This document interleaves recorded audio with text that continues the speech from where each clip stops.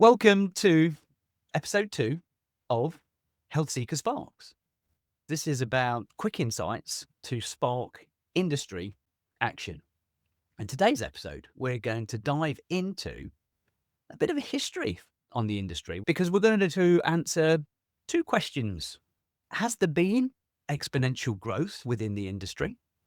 And how do we move past the current percentage of penetration of those members across the industry and in centres? As always, I've got Guy Griffiths with me, and we're used to having Guy on this side of the podcast posing all of the questions. So we've flipped it around again today because Guy holds a wealth of knowledge and experience and wisdom, even wisdom, that we're looking to unpack and unearth. When we put the playbook together, we was talking about a shift to health seekers. It was all about shifting from our current thinking and the way that we operate our businesses and centres and shift to a different kind of marketplace in which we can find growth and serve in a different kind of way. Part of that was understanding where we had come from. So we go from sub 100,000 members up to 10 million members that we see today. But that journey has been fascinating to watch. And as you can imagine, the early years, 60s, 70s, 80s, that there was steady growth. And then since the pandemic, it's petered off a little bit, even though more people want to take care of their health and well-being, we see the growth slow a little bit. There's even been suggestions that we've seen exponential growth over the last few years. But when you look at it on a timeline, it doesn't feel like there's exponential growth. It almost seems to be plateauing out. So I think what we look at today is that let's explore, Guy, do you think we've actually seen exponential growth in the last few years? Yeah, great. Thanks, Steve. Yeah, there have been comments about exponential growth since the pandemic. I think a lot of people were very excited during the pandemic and during lockdown about how everyone was going to be focusing more on their health and how we were going to hit 30% after the pandemic. In reality, we came up pretty slowly, got back to 15% and are now up at around 17%, depending on which stats you looked at. We used the LedgerDB stats from their report in our playbook. I'll put the playbook up. For those of you watching, you can have a look at the market penetration curve. If you're just listening to this in the car, please don't watch it in the car. Download the playbook later. But as you see, the growth was fantastic through the 70s, 80s, 90s, 2000s even, and it really shot up in the 2010s. But as you say, it's more of a plateau than an exponential growth. We would be at 30, 40% already now if it was truly exponential. And if we are going to get up to 20%, which is UK Active's bold 2030 vision, which I think is absolutely possible, we need to change our language more than anything else. You put this timeline together, Dean, with your much longer fitness industry experience. You've been in the industry a lot longer than me. We're pretty much the same age, but I had some other business to attend to before. But yeah, so from an exponential growth point of view, I don't think it is. I think it's plateau. And if we're going to grow beyond 20%, we've got to do something different. What would you add?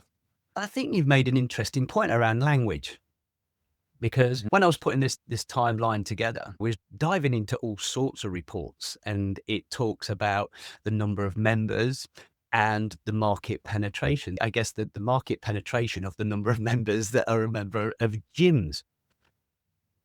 And then I think there lie the actual issue, members of gyms.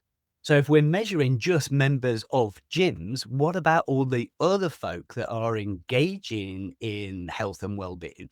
Because we could well be at that 20% already. It's just that we might not be measuring those outliers that are not member of the gym. So I think language is key there. And I think it's not that the current data is wrong or bad. It's measuring gym members. And if we're still using outdated member models, like we talked about in episode 1, it doesn't allow for any further growth. What happens is that we're still marketing to people who want to buy gym memberships. And that whole idea of just sending them round on the member merry-go-round. And so I think it is definitely language and definitely insight, awareness of what sits outside of what we think as a traditional gym membership, and how then we start to look for that growth, which is not just gym, maybe. Yeah, for sure. I've had a couple of very interesting conversations this week with leisure centre operators, let's call them, trusts and councils, about pay as you go, Mm, uh, and about wanting those people and treating those people like members. And from a retention point of view, we don't need to convert them onto a membership. A lot of them don't want to buy a direct debit or don't trust the direct debit system with all of its guarantees and everything else. We are supporting those people. And I think that's where UK Active's 2030 vision is very important. And there's a bit of a change of language in that. We don't need those people working out in our gyms or swimming in our pools or coming to our exercise classes. But we do want to help clubs, leisure centres, health clubs, gyms to engage. And that's a really important word, engage with over 20% of the population by 2030.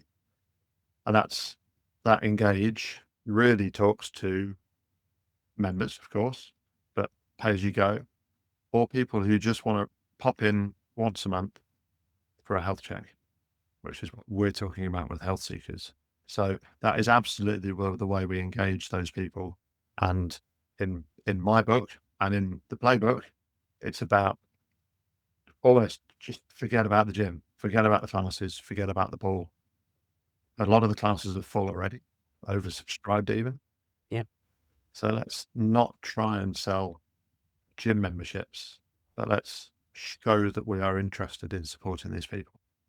And I think that's where we're going to go when we talk about the 1766 model, right, Dean? absolutely. Okay, so let's acknowledge that we've not seen exponential growth over the last few years, that we want to support exponential growth and how we do that. And that's what I'm interested. So I'll pose a little quick question. How do we move past then the 17% and go past sort of 20 and head to this 30% guy? How would you start? It's two things. It's showing that we are interested in supporting health seekers, people who don't want to work out, and then not selling them a membership, showing that we don't want to sell them a membership. Some of the projects we've run, I'm very keen on the messaging there, and we even use in text campaigns or WhatsApp email campaigns that we send out, no need to join, no need to become a member.